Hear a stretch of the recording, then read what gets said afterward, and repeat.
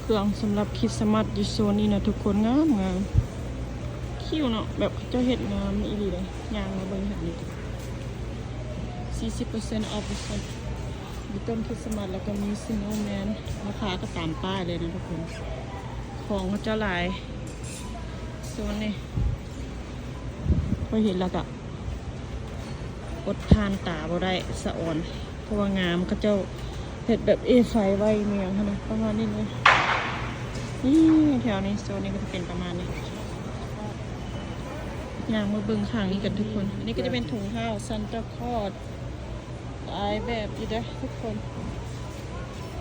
สโนว์แมนคิวเถอะสำหรับคนที่แบบ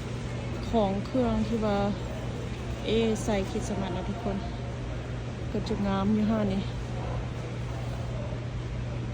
คอมเมนต์โปรโมทหรือโฆษณาได้ทุกคนอันนี้การมักส่วนตัวก็เห็นมันงามไฟกับพริบกับพับเขาก็เลยพันมาได้เขาก็เลยมาถ่ายให้ทุกคนได้เบิ่งร่วมกันทุกคนใกล้ชิฮอดคริสต์มาสแล้วอาทิตย์หน้าก็ฮอดละโอเคพบกันใหม่วิดีโอหน้าบ๊ายบายขอบใจสำหรับทุกคนที่เข้ามารับชมวิดีโอนี้หลายๆเด้อบ๊ายบายไปกันแล้ว see you in the next video พบกันใหม่วิดีโอหน้าทุกคนไปกันเด้อบ๊ายบาย